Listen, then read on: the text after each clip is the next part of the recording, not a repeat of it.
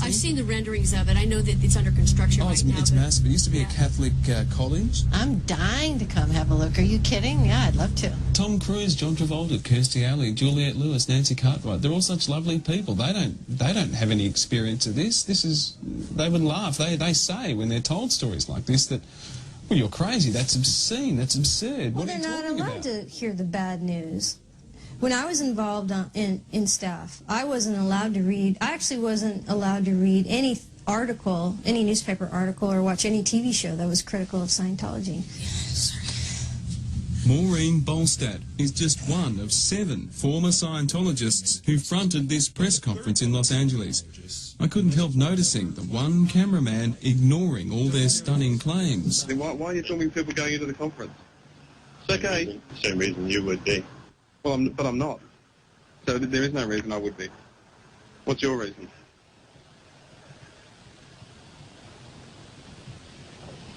Can I ask what your reason is, filming? Well, same thing a journalist would do anyway. Are you recording the faces and identities of people coming into this conference to put their names in a magazine or to report it to someone else back at Scientology? No. Meanwhile, back inside, Laura DiCrescenzo recounted how she signed a $1 billion-year contract with Scientology at the age of 7. Later, she claims she was forced to have an abortion. I was told by the commanding officer of my organization that she immediately started telling me that at this point the baby wasn't a baby. It was just tissue.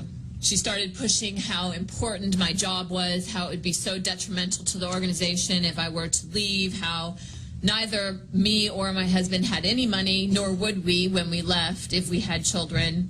And after 2 days of this, I conceded and had an abortion.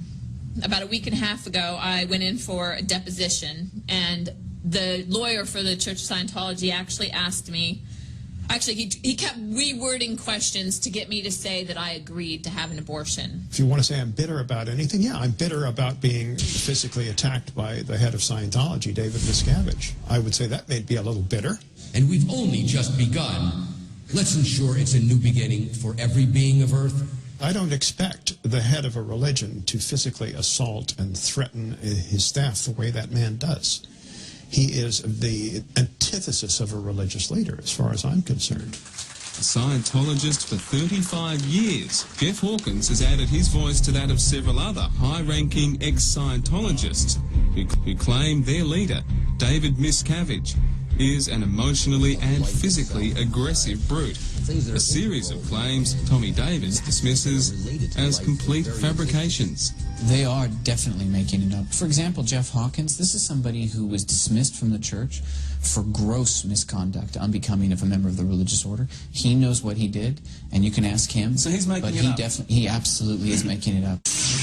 Off camera, Tommy told us we've done more stories on Scientology than anyone else in the world. It was never our intention.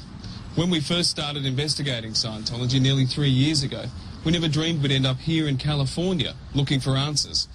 First, one came forward, then a handful, then more, all across the world, making extraordinary claims of serious abuse.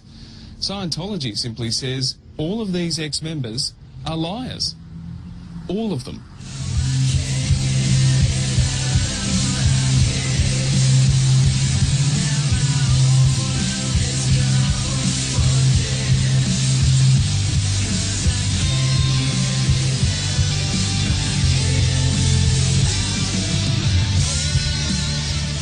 After the press conference, Scientology swung into action. They've supplied us with dirt files on 2 of the people we interviewed. It's a stark contrast to the bright, white, clean manufacturing plant just opened in LA to produce millions of books and CDs to send as far away as London, Perth, Melbourne and Sydney. We're Australia. Croydon. Finally, we arrive at Mecca. This is Scientology's holiest of holies. It's called the Flag Land Base.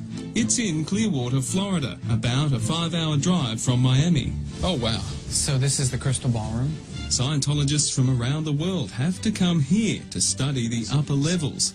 We weren't allowed to film in the courses room, where some were making action figures out of plasticine, while others were doing practice counselling sessions staring at stuffed clowns and animals to simulate a real person opposite. And thought actually has weight or mass to it. And so when somebody thinks of something that has potentially some significance or Thought has upset, a weight or a mass to it. Yeah. That's a theory, though, isn't it?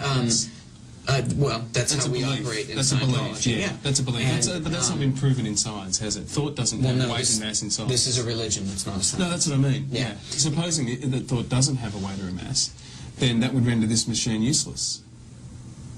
Yeah, okay. What's the point?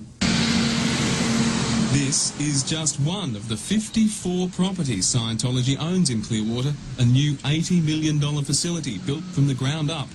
It will draw Scientologists the world over to study here while they stay at the 5-star Scientology hotel next door.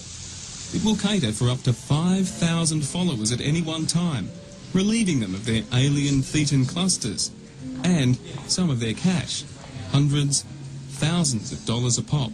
I'd love to be able to show people so that people can judge for themselves whether or not you make too much money, whether or not you make money the right way, whether or not your costs are properly being spent. I guess just judge what kind of group you are.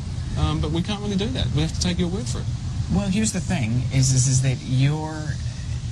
Yeah, I guess so. Yeah, that's all right. That's all right.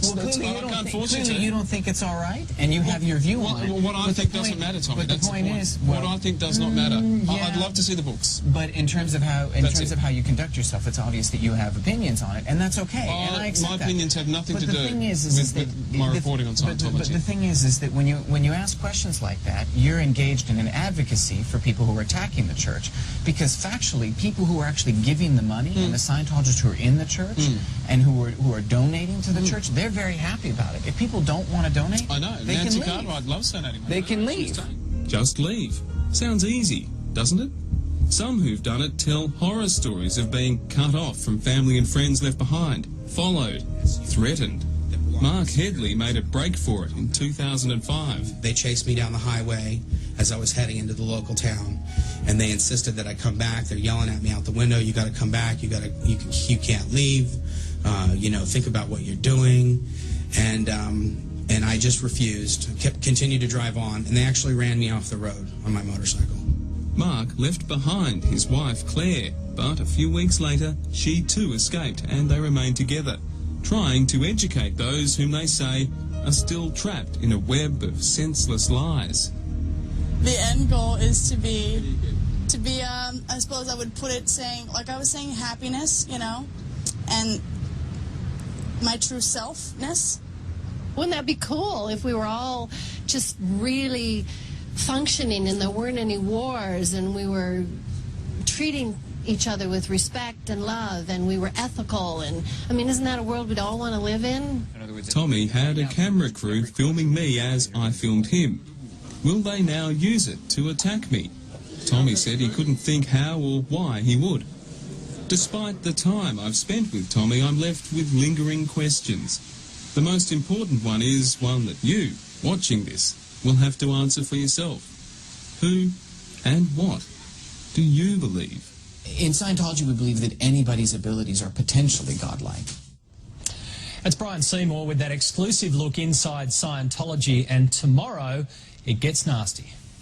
You're an advocate for the Senator. Tommy goes after Senator Nick Xenophon, calling him a liar and labelling his behaviour appalling. And the Senator hits back. Senator Xenophon used parliamentary privilege to essentially call for a witch hunt and abuse that parliamentary privilege to make unsubstantiated and unsupported accusations. This is about the victims. This is about people who've been treated terribly. This is about protecting people from harm.